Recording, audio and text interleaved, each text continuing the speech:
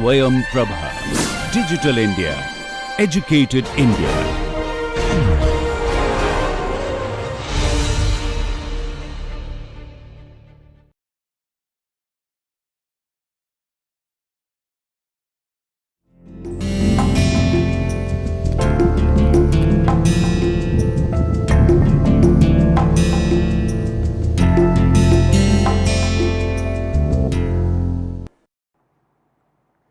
Hello and welcome friends. This is 7th lecture in this course on political parties and party system in India.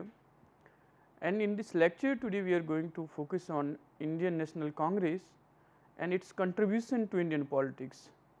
In doing that we are going to focus on the major contribution that Indian National Congress has made or contributed to Indian politics, and also we will look at the Nehruvian politics. And after Nehruvian politics, there was a split and struggle for dominance in Indian politics.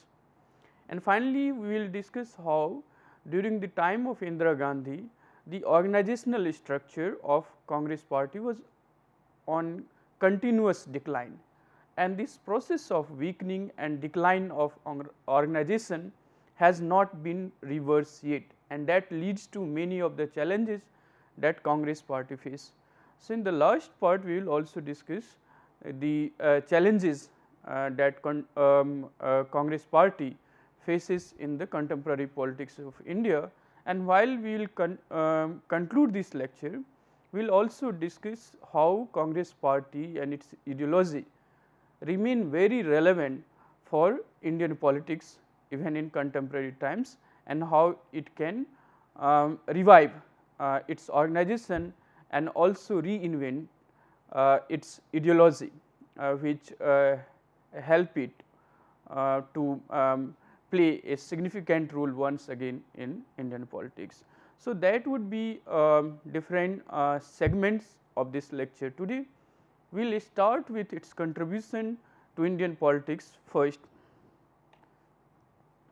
If you recall, in the previous lecture on Indian National Congress, we have discussed how it played, what was its history in pre-independent and also in the post-independent time. We have also discussed its ideology and leadership. Today we are going to focus particularly on its contribution. So, it has a significant role in terms of nationalist movement or struggle for freedom in pre-independent India, and also in the post-independent India. It has played a critical role in strengthening democracy and federal polity, and ensuring popular participation as well. Congress party stands for democratic socialism within the parliamentary and the federal system of parties. So, this is the ideological guiding line for the Congress party in terms of its electoral or democratic contribution. So, it want to create a new society or restructure the society along the line of democratic socialism by avoiding the extremism of the left and also the right. It want to achieve that democratic socialism, that means growth with equity, participation for all, opportunities for all within the parliamentary and federal system of polity. It also stands for the constitutional vision of India and the foundational values of the republic. So, modern India is founded on certain values and principles. Congress party constantly strive for the protection or strengthening of those constitutional and foundational values of Indian Republic. So, it strives towards building an egalitarian, inclusive and prosperous India. If you look at the major contribution of the Congress party to Indian politics, it has been since from the days when it mobilized the masses for the freedom movement, to a situation when the very existence of India as a nation or a united nation was under serious apprehension, or there were apprehension about the survival of India as a democracy or Indian nation as a united country. Congress party played a very significant role in the unity and the integrity of the nation during the decades when there was serious doubt or apprehension about the survival of democracy or India as a united nation. So, right from the anti-colonial struggle, even in the post-independent time, it has played a very significant role. The eminent role played by Congress during freedom struggle and its strong leaderships contributed immensely in achieving freedom and nurturing democratic values and Gandhian ideology of non-violence and satyagraha. So, there has been some centralizing tendency or balancing tendency. Gandhian ideology or even BJP, which calls Gandhian socialism, has been one of that factor which balance the extreme of left and right, and political parties over a period of time in India tend to occupy this centrist position. So, Congress party for a very long time and its leadership has nurtured these democratic values on the one hand and Gandhian ideology of non-violence, satyagraha, sarvodaya and antyodaya on the other. So, although Congress party is criticized for several reasons and its power today is under contestation. So, state after the state and even at the national level, its electoral performance is dismal.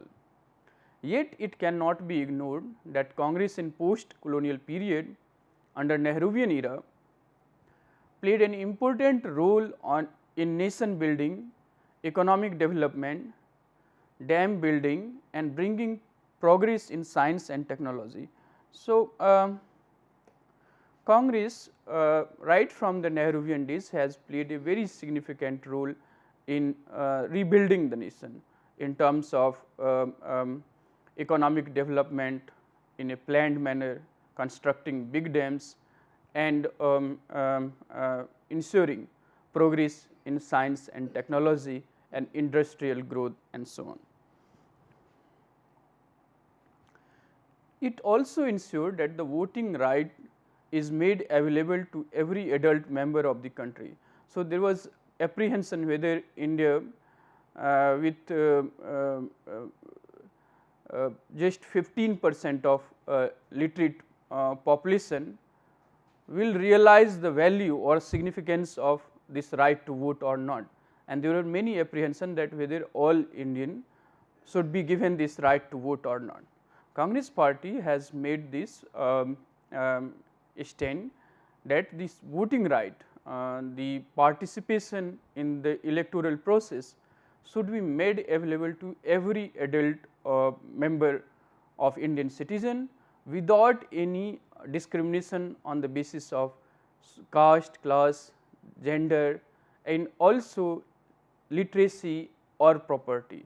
So, for a very long time in most of the democracy this franchise or right to vote was limited to those who were literate and also had some property.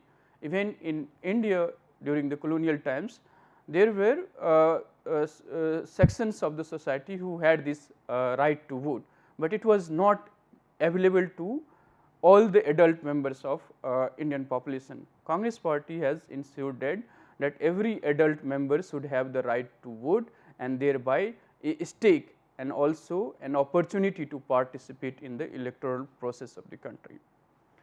Besides that, it also ensured that freedom of individuals and minority rights are protected, equal opportunities are made available to all, and above all government should reach particularly to those who are excluded and are at the margin of Indian society. So, the Congress party's philosophy was guided by this idea that the growth is required we can achieve growth through industrial development with the key role played by science and technology, but that growth should be um, um, for the benefit of every section of the society, particularly those who were excluded or at the margin of Indian society, and that has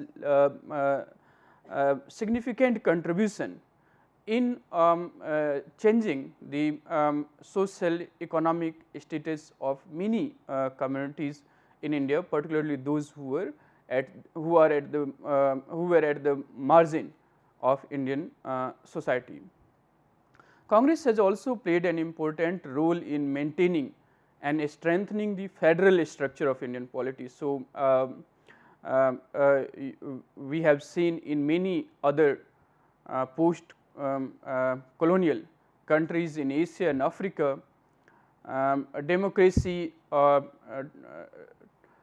transforming into an authoritarian regime or one party rule. However, in Indian case, we have seen over a period of time how both democracy and also the federal structure of power has strengthened over a period of time.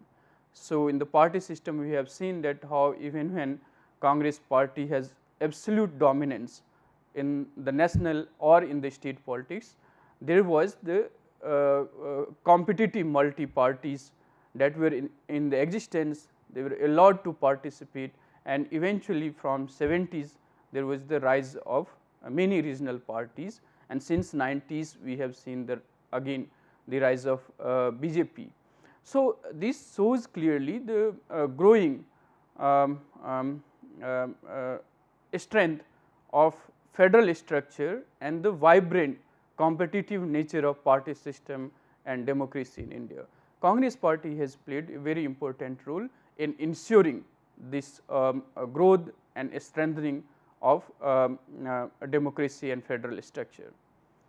By enacting acts like 73rd and 74th Constitutional Amendment Acts, Congress has made local self-government. This is the crucial act that was passed by the Congress government in 90s. By that, it has ensured that the local self-government truly becomes a third tier of government. So, there was the panchayats or municipalities even before the enactment of this act, but after this Constitutional Amendment Act, these local self bodies got the constitutional position, and that has forced the states to continuously hold the elections for these bodies, and it has also ensured that the communities and groups directly participate in the governance or take responsibility in terms of managing the affairs that affect them collectively. So, this 73rd and 74th Amendment Act has ensured both popular and direct participation of the communities in the process of governance, and it has truly made federal structure in India as three tier of government, starting from the federal government at the center to the provincial government in states, and also these local self bodies in panchayats and municipalities in urban and rural India. It has enacted many laws and legislation for the social equality, such as reservation for the SCs and STs, Scheduled Caste and Scheduled Tribes Prevention of Atrocities Act 1989, Women's Reservation and Safety Bills, reservation of 33% seats in panchayats and municipalities in the enactment which we have just discussed, 73rd and 74th Amendment Act, reserved 33% of the seats for the women. These laws and legislation has greatly contributed in the emancipation of women and Dalits. Similarly, in 2013, Congress party government in UPA 2 enacted a legislation called sexual harassment of women at workplace, prevention, prohibition and redressal 2013. Now, this act will go a long way in ensuring the safety of working women. So, there is demographic changes and transformation in India, and there are new aspirations, and Congress party from time to time has helped in ensuring that laws and legislation are made in a way where ordinary people or the common men and women in India get maximum opportunity to develop themselves, to develop their skill and contribute in the nation building without discriminating on the basis of their social, economic, religious, ethnic background. So, it is kind of very inclusive or egalitarian approach to politics, laws and legislation. Big industries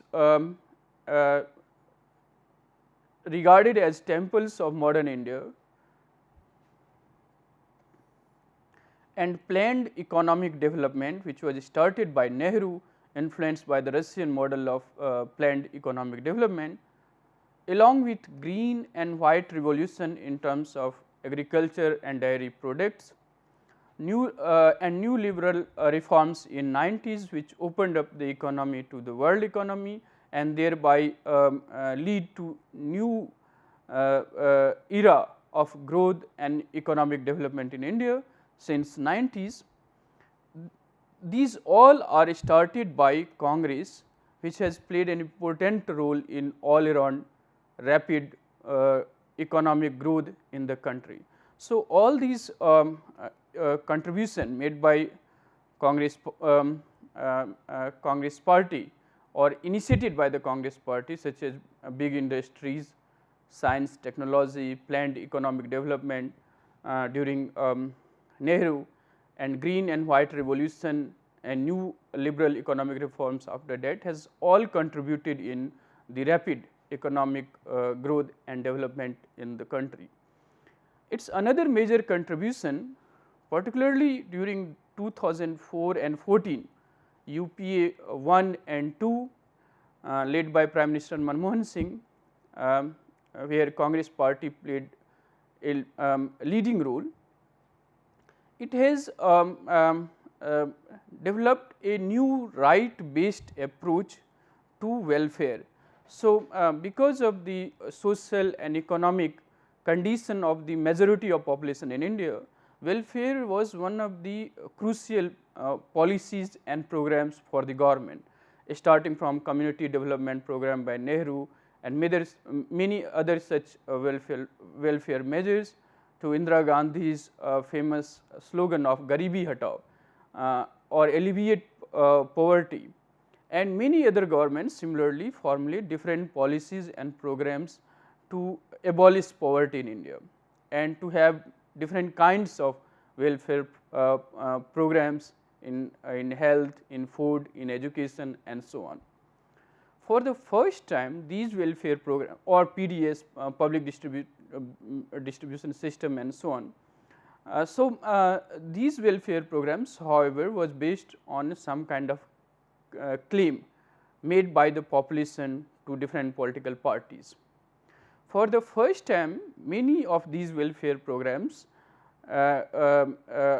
during 2004 to 14, there is a kind of right based approach to the welfare. That means, the population not just have a claim which a party in government can accept or reject, but it has a legal right, and that means the party in power must fulfill those responsibility or obligation to the population or to the electorates.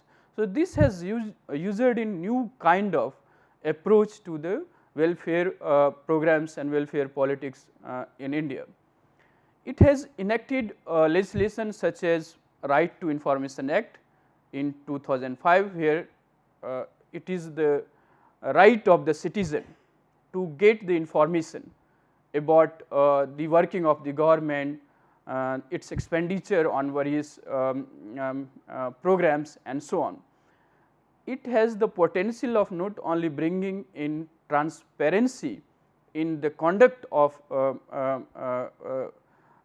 governing or in the process of governing, but it also empower the citizen to hold the government accountable, thereby no information can be concealed from the public. So, the government and the functioning of government is open to public scrutiny, and this aspect of democracy is absolutely vital when the government and those who are in the position of power must be accountable to the public, and the decisions they take or do not take should be open to public scrutiny, and that is how democracy survive, evolve and become mature, and a process we call democratization and deepening of democracy requires that information is widely available to the people for public scrutiny.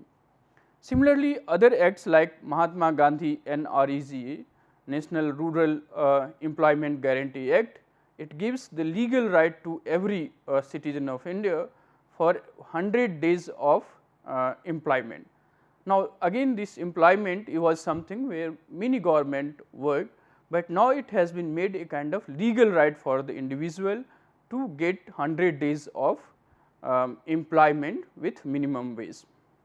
Similarly, Forest Rights Act, Rights to Education, National Food Security Act, these are the acts where social services or welfare programs of the government is no longer seen merely as a claim of the population or electorates to different parties, but it is now their right, and that means the party in power must fulfill those obligations as it is no longer on their discretion to accept or reject, but it has been made legally mandatory for them to fulfill those programs. These legislations certainly have the potential to empower the people. Therefore, the power is not there with the parties or with the government or state institution, but it has the potential to give power to the people, empower them more and more in terms of understanding the way government function, their socio-economic condition, their educational status, to take more active participation and interest in nation building, and thereby contributing in the national prosperity or the progress of the nation. Similarly, during the Indira Gandhi regime, it enacted many legislation for the protection of environment. So, the environmental issue became a very crucial point now, but way back in 1970s and 80s under the Indira Gandhi leadership, Congress party also enacted many legislation to protect environment. Thus, Congress may have lost the electoral dominance it enjoyed, and also the majority of its popular support base, particularly with the rise of Modi and the BJP. However, it cannot be denied that the Congress, the oldest party, has ensured the national unity and integrity, and founded the republic on the values of liberal and constitutional form of democracy.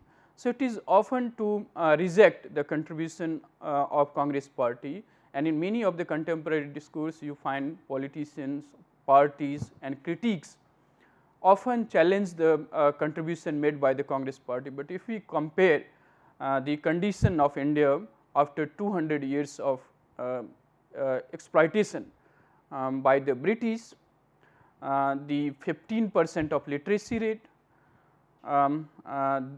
dismal state of economic or industrial growth, from there to where India is now in terms of science, technology, industrial growth, per capita income, life expectancy,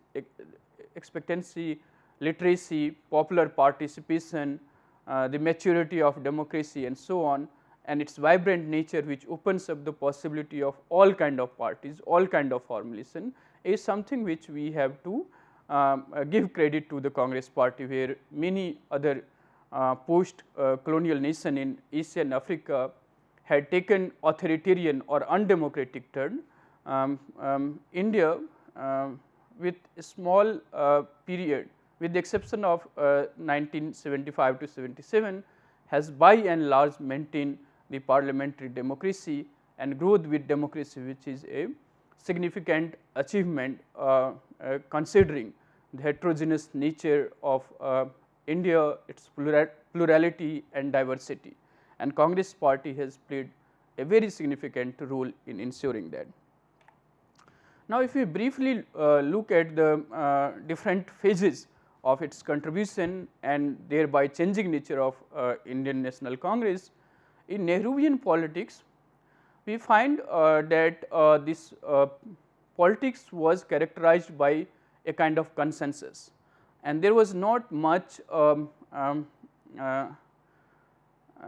serious contestation to the ideas and the policies formulated by the Nehru. So, after independence, starting with his Tryst with Destiny speech and the promises and programs, there has been some kind of consensus among the elites about the values of democracy, federalism, socialism and secularism. So, in this phase there was the attempt to reconstruct Indian society, and to reconstruct Indian society does not mean the continuity of the old practices or complete abandoning of those practices. So, to reconstruct Indian society, there has to be certain vision, and that vision was provided by the socialism. Of course, there was other competing visions represented by many other political parties, for example, Communist Party or Bharatiya Jan Sangh and also Socialist Party, but Congress Party represented a vision of radically restructuring Indian society to make it a more egalitarian, inclusive, plural society on socialist line. This socialism or socialist reconstruction of Indian society has to be done within a parliamentary form of democracy, which protects the minority rights, and secularism, which is now a kind of taboo or a kind of negative connotation associated with the word socialism. But if you compare with the polarized debates on the eve of independence, secularism has seen that India has maintained the neutrality or independence and autonomy of a state and in its institution from any kind of community oriented policies and programs of the state. So, Indian state remains secular, has a very significant appeal to all the parties in the post independent time. So, this Nehruvian phase of politics is characterized by this kind of consensus among the elite about the democratic federal nature of polity, reconstruction of society along the socialist line or socialist principle, and protecting the rights of minority by ensuring the secular nature of Indian politics. And secular nature of politics means that religion has no role to play in the matters of polity or in the decisions of the state. That does not mean the religion is criticized or religion is banned or prohibited. If you look at the constitution of India, it protects the individual right to worship or not to worship. What it does is that the religion of individual or community will not have influence on the decision or the policy making of the states. However, there is a shift in this kind of secular politics, particularly in 1980s, we will discuss in a minute, but here this Nehruvian politics of consensus revolved around these philosophy of democracy, federalism, socialism and secularism. and his leadership is seen as the leadership of a modernizing elite, which wanted to have rapid economic transformation, or a model of democracy which is influenced by the Western parliamentary model of democracy. So, Nehruvian politics is largely seen as a kind of modernizing elite in India, which want to reconstruct the Indian society by giving role to science and technology, by promoting rapid, heavy industrial growth, and key role that is given to the science and technology. So, Nehruvian politics focused on socialism, mixed economy, plant development, dam building, and advancement of science and technology. His involvement in non-aligned movement and doctrine of Panchsheel is very important for us to understand. So, this non-alignment movement was initiated by post-colonial countries in a condition where world was divided into two blocks, led by USA and USSR. So, the capitalist world or the socialist communist world, and in this era of what we call Cold War, these countries in Asia and Africa wanted to maintain the sovereignty and protect their independence and autonomy in terms of their foreign policy and so on. So, non-aligned movement was a significant step where Nehru played a major role, and also his doctrine of Panchsheel, which is based on peaceful coexistence, that talks about the 5 principles or 5 seal. These are respect for each other's territorial integrity and sovereignty, non-aggression, that means resolving the conflict through dialogue, non-interference, that means the internal matters of any country should not be interfered with by the other countries, equality and mutual benefit, that is cooperation for the mutual benefit or economic development, and the peaceful coexistence.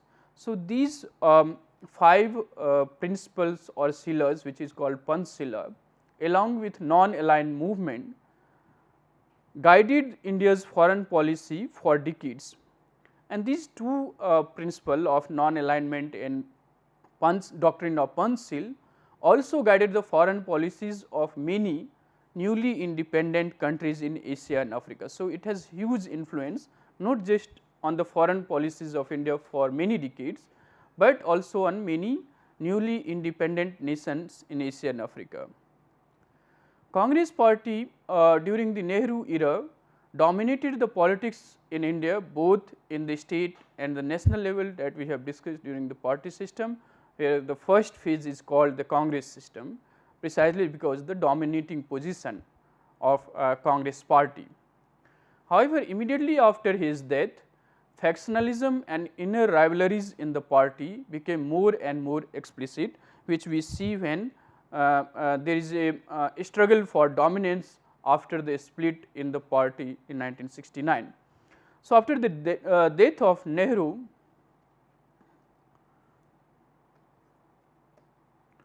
there started a gradual disenchantment with the Nehruvian consensus. So, even among the elites, many socialist parties or peasant groups develop a kind of disenchantment with this Nehruvian consensus that we have talked about. So, if you look at the Janata Party formation, they were ideologically divided in terms of their approach to the policies and vision of India.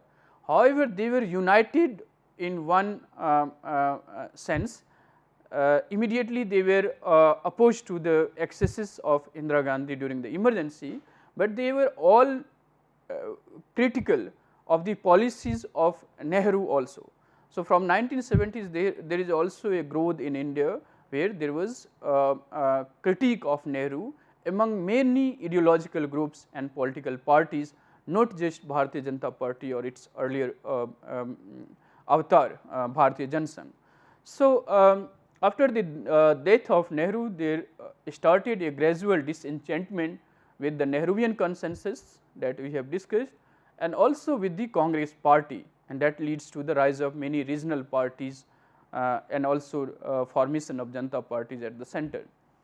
As discussed in the previous lecture, Congress party had factions within the party because it represented the ideological spectrum from left to right and cross sections of the Indian society. So, it was a kind of reconciliatory force or platform where different segments, different sections of Indian society raised their voice, and policy decisions were taken through consensus, negotiation and bargaining and so on.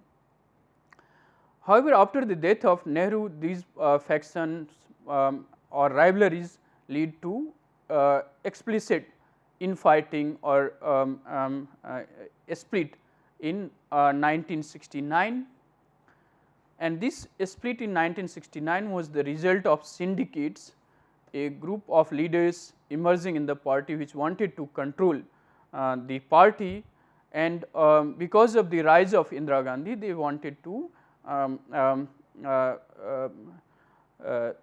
seize the power or to control the parties, and this fighting lead to a split in 1969. Indira Gandhi formed her own party in Indian Congress or revisionist, and it won a thumping victory in 1971. The other group was called Indian National Congress Organization. So, this a split between revisionist and organization leads to the weakening of organization, where Indira Gandhi maintained the electoral victory, but organizationally Congress party began to lose its ground or its effectiveness. So, the party led by Indira Gandhi was known as New Congress. The original Congress party was called the Indian National Congress or organization, which was under the leadership of Kamaraj. It was called the Old Congress, which was dominated by the syndicates, a group of leaders including Morarji Desai and many others who wanted to control the party organization. The split between Indian National Congress R and Indian National Congress O, revisionist and organization, was seen by some as the division between left and right. So, as we have discussed, the ideologically there was the presence of all kinds of views within the Congress platform, which in 1969 becomes quite explicit, and it leads to the split in the party. Mrs. Gandhi wanted to have popular mass support and wanted to personalized power with populist agenda, whereas Indian National Congress organization were supported by many regional party elites which wanted to focus on organization and party principle rather than personality cult. Indira Gandhi led New Congress had to face defeat in 1977 after the emergency, and Indian National Congress organization merged with the Jan Sangh, Bharatiya Lok Dal and Socialist Party to form Janata Party, and against the INCR of Mrs. To fight INC National Congress led by Mrs. Gandhi, and they formed the government for the brief period. So, in 1978 Gandhi formed a new party called Congress I, where I stand for Indira. So, it was a phase where the party revolved around the personality of Indira Gandhi, and there were many compromises in terms of its organizational strength and regional or state leadership. So, in 1981 the National Election Commission declared this party Congress I as the Indian National Congress, and in 1996 the I was dropped from the party's name, and in 1979 Gandhi retained a parliamentary seat, and in the next year 1980s he was elected as the PM. So, there was the revival of Congress at the national level, but there has been compromises in terms of party organization or electing party leaders through election or inner democracy in the party. However, the electoral dominance of the Congress party in this phase was over. So, there was a kind of shift which we have discussed when we were discussing party system in India. Since 1967 there was the growth of regional party, and in 80s and 90s there was many Janata party formations and also the rise of BJP, which decisively shift the center of Indian politics from Congress to other parties and now to the BJP. Congress party had to face a lot of challenges in this phase. To discuss very briefly the Indira Gandhi and the organizational decline, which started with the continuous faction splits and party rivalries, which had weakened the organization or organizational structure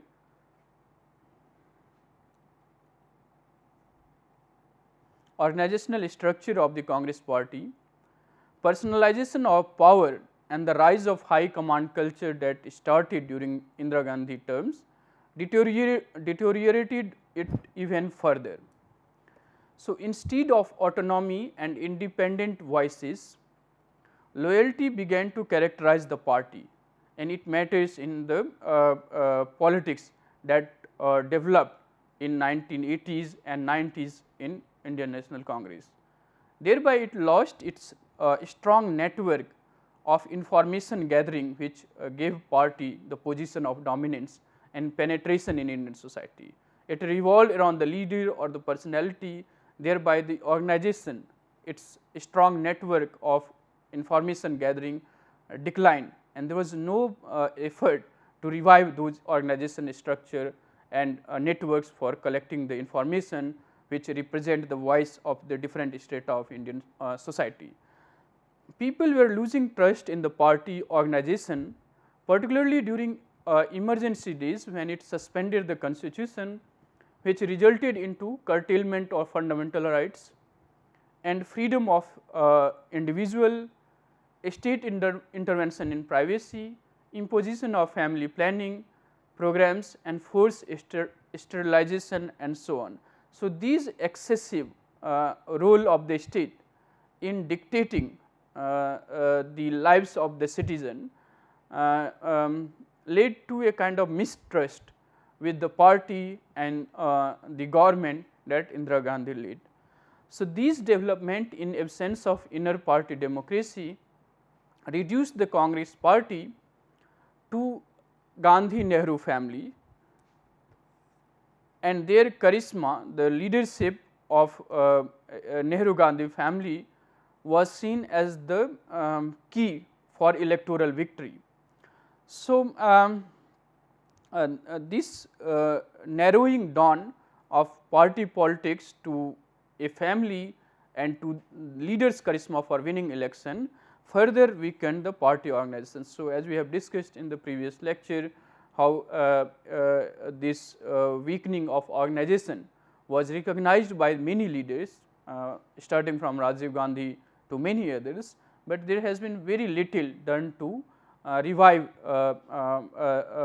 the organization and the efficiency of the Congress organization, which at one point of time had penetrated different sections of Indian society.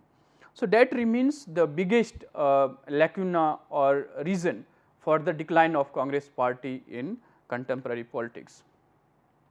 Now, if we look at some of the contemporary challenges that Congress party is facing, the Congress party in contemporary Indian politics faces many challenges, and in some states like West Bengal, Uttar Pradesh, Bihar, Tamil Nadu and Gujarat, it has not been in power for almost 30 years. So, it is said about the Congress party, once it lose for a very long period of time. So, in the states which I have just said, like West Bengal, UP, Bihar, Tamil Nadu and Gujarat, it was not in power for almost 3 decades, 30 years now. And in 2014 and 2019 election, it is losing support base further to the opposition party in Tripura and in Odisha, where BJP is occupying the space once occupied by the Congress. And similarly, in other states, there are regional parties occupying the space which was earlier occupied by the Congress party. So, from the position of dominance, it has come down to a status where its vote share has also come down to 20%. So, if you remember 1948 achieving close to 48% of the vote share and absolute majority, its strength has come down to 20% of close to about 20% of the vote share, and its Lok Sabha tally has come down to 44 and 52 in 2014 and 29 election. So, in other words, the grand old party in Indian politics faces many challenges in contemporary politics. The first and foremost challenges to Congress is to redefine its ideology. There is no clarity in terms of what Congress party stands for, and there is certainly confusion about its stand. So, not being a cleavage party, that means caste based or any specific social groups party, has certain advantage in terms of ability of the Congress party to mobilize cross sections of electorates. So, in terms of first past the post system, the national party or a party which is not based on any ethnic groups or any caste groups has certain advantage in terms of mobilizing the electorates across the sections of Indian society or electorates. Congress party had that advantage. So, for instance, if you look at parties based on particular caste or particular ethnicity, those parties are dominant only among those caste or those region where those castes are dominant. In comparison to that, Congress party has the ability to mobilize the cross section of the electorates, because it is not a cleavage party. However, to mobilize this cross section of electorates require an ideological cohesion, which has become a problem for Congress party in contemporary decades. So, from socialist democracy or democratic socialism to planned development to secularism, confusion is what characterized the ideology of Congress party in recent times. And emergency further was a kind of turning point, whether its commitment even to the democracy was seriously challenges or doubted, and many people doubt its intention. So, further its decision to open the gates of Babri Masjid and revising the Supreme Court judgment in Shah Bano case was seen as a compromise with secularism, where these two decisions of the Congress party to open the gates of Babri Masjid and also reverse the Supreme Court judgment to judgment in Shah Bano case was seen as a compromise with the secularism. And although through these acts or decision, Congress party tries to appease the both communities, Hindu and Muslims in India, but end up losing the support from the both. So, there was the consolidation of the BJP on its majoritarian plank, and also Muslims turns toward many regional parties. So, this compromise with its secular strand in not using religion or interfering religion in decisions of the state, it has emboldened many parties, particularly from the right wing parties BJP, to question its secular credential, where secularism of Congress party in 1980s or 90s was seen largely as in minority appeasement policy. And BJP called the secularism of the Congress party as negative secularism, where their own version of secularism they call positive secularism.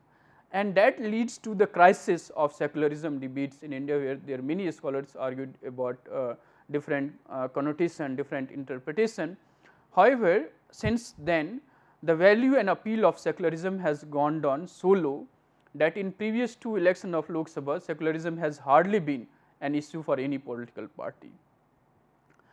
It also lead to many scholars suspect that Congress may end up imitating BJP policy in its attempt to garner the support of the majority community.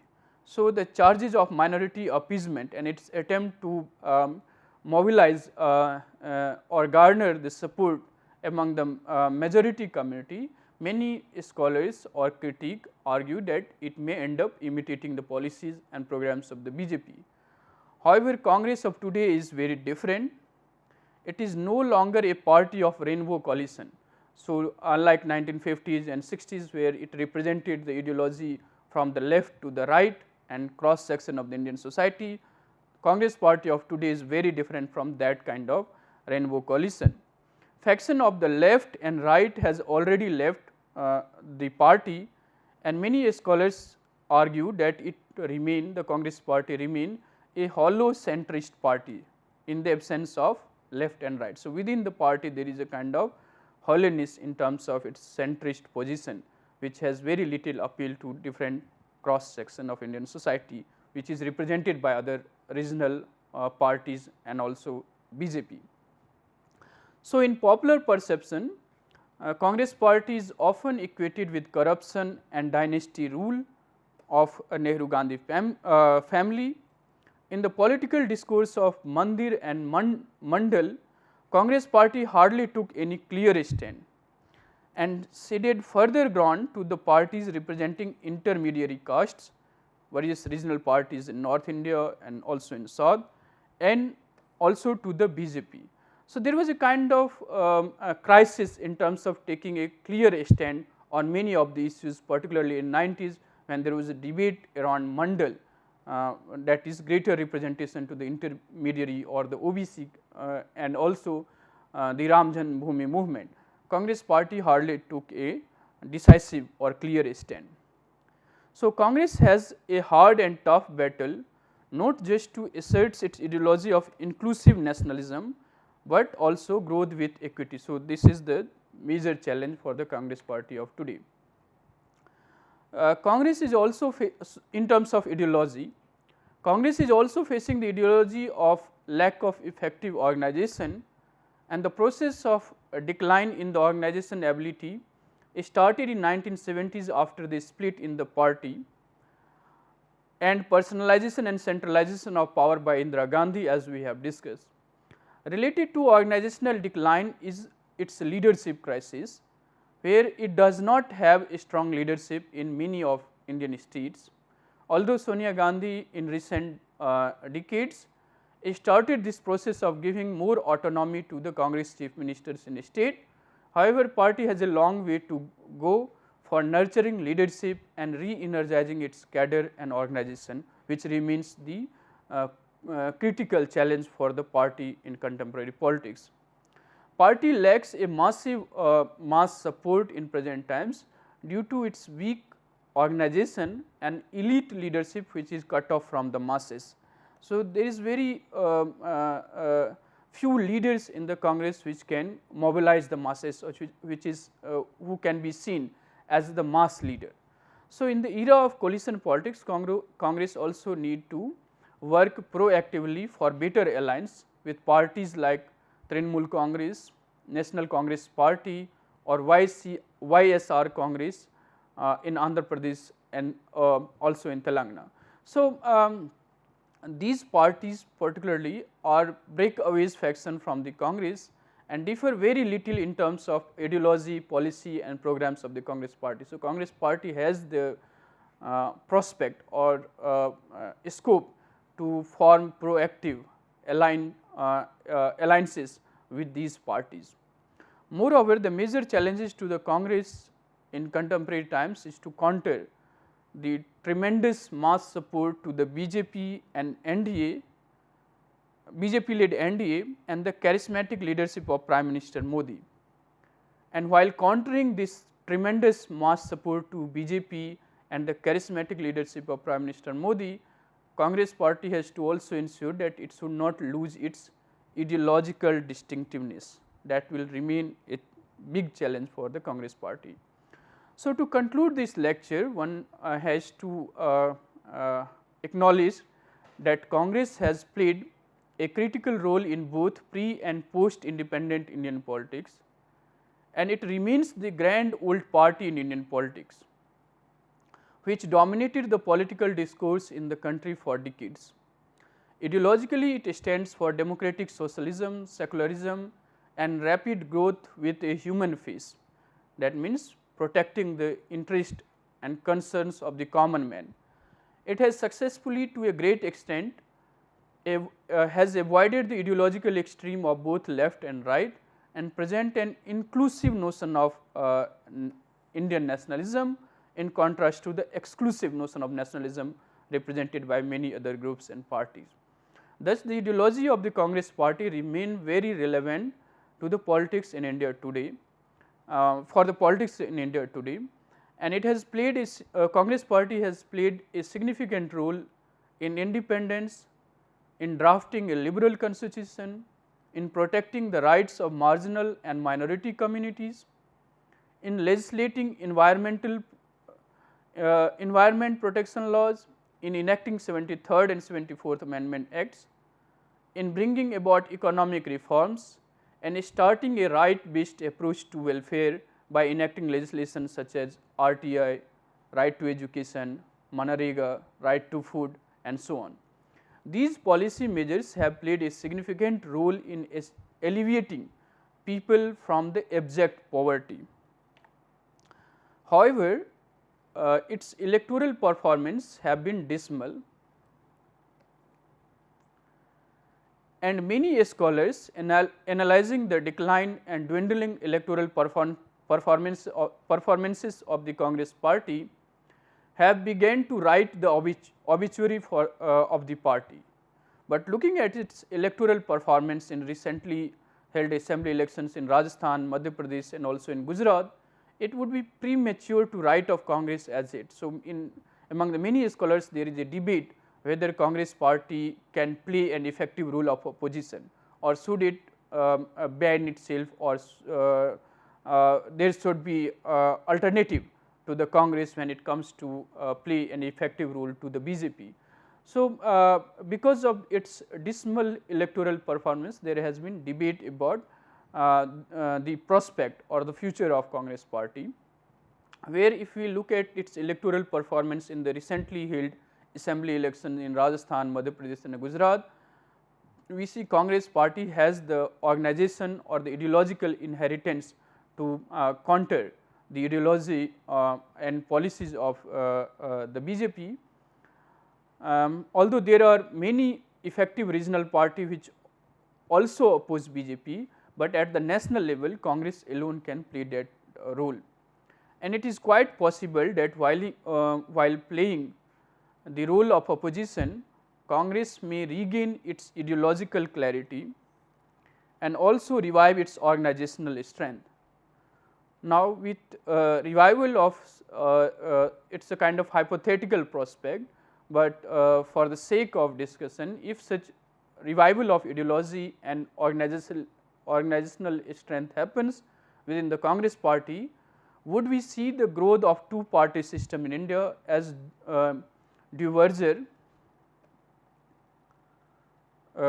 predicted, that first past the post system, there is likelihood of politics consolidating between the two parties. Now, future alone would prove this thesis right or wrong.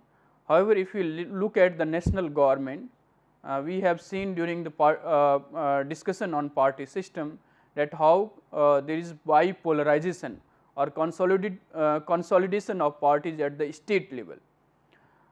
Since 99, there is some kind of consolidation into two groups, NDA and the UPA, led by BJP and the Congress, which have been in power since 99, and power alternates between the two.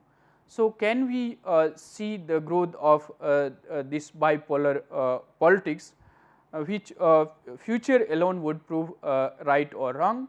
However, Congress party do have the ideological inheritance and also nationwide organizational presence to tackle the dominance of the BJP. So, Congress party remain in ideologically and also in terms of organization a very relevant force in Indian politics.